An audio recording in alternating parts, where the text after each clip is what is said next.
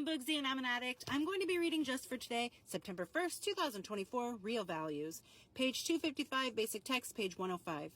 We become able to make wise and loving decisions based on principles and ideals that have real value in our lives. Addiction gave us a certain set of values, principles we applied in our lives. You pushed me, one of those values told us, so I pushed back hard. It's mine, was another value generated by our disease. Well, okay, maybe it wasn't mine to start with, but I liked it, so I made it mine. Those values were hardly values at all, more like realizations, and they certainly didn't help us make wise and loving decisions. In fact, they served primarily to dig us deeper and deeper into the grave we've already dug for ourselves. The 12 steps give us a strong dose of real values, the kind that helps us live in harmony with ourselves and those around us. We place our faith not in ourselves, our family, or our communities, but in a higher power. And in doing so, we grow secure enough to be able to trust our communities, our family, and even ourselves. We learn to be honest, no matter what. And we learn to refrain from doing things we might want to hide. We learn to accept responsibility for our actions. It's mine is replaced with the spirit of selflessness.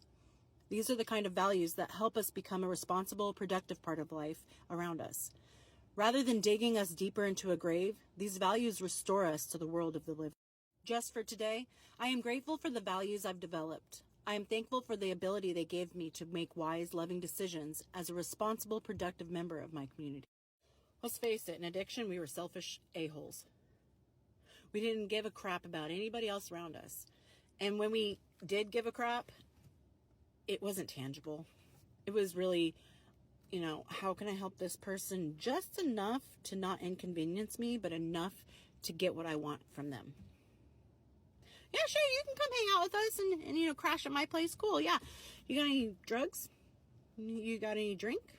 Yeah, just bring it along. We'll hang out. I'll let you crash over here. With the guise of you helping them, you got what you wanted from them. And it really was a bartering thing. Like, our life was a barter. I'll help you if you help me. As long as when you're helping me, it's more than I'm helping you. But now in recovery, we can help others without expecting anything in return and be proud of that. And when we were in addiction, we didn't care about it. We stopped caring. We didn't care if our kids got to school on time. We didn't care if we took a shower today or yesterday or last week. We didn't care if I needed to do certain responsibility. Oh, I'll just, I'll do it later. Oh, I have a court date. Nah, it's okay. They'll find me. Oh, I have to pay that bill. That's okay. I'll let it just go to collections. I'll deal with it later. We didn't care about the long term. We cared about now. We cared about how high, how drunk can I get right now? Everything else doesn't matter. Everything else around us, it seemed like life was in slow motion. Everything else around us was put on hold to the addict mind because that didn't matter. What mattered is the substance in front of me. And as long as I was putting that substance into my body, life was great. Even though the person inside of the addict is screaming, give a crap. Look around you. You're destroying your life. You're destroying the life of those around you. The lives around you are broken because of you. But the end, no, it's okay. I'm high. I don't care. I'm drunk. It doesn't matter. Because I got what I needed. But now we are responsible. We have empathy. We have sympathy. We can relate to other people's brokenness. We can relate to people in their happiness or sorrow. And we can adjust our lives to benefit them. Not because it benefits us, but because we know that it's the right thing to do, to be there for other people, especially those struggling. And we know that struggle. And to be honest, the recovering addict is the best person to go out there and bring you to shore. When you're dead in the water, the addict is the first to notice. The addict is the first one to get up and jump in and pull you back out. Because we know the rip currents, we know the tides, we know how hard that storm can blow, and we know how to navigate through it and get you out of it. Side note, you guys know it's a cold read because I stumble over my words, but you know what I'm saying. Being in recovery is a beautiful thing because we can help other people find their recovery. And in doing so, the only thing we get out of it is the satisfaction that we are able to do that. And no longer is it, what can you do for me? I'll help you, but what can you do for me? It's, I'll help you. And the only thing I want you to do for me is to use my help to get better.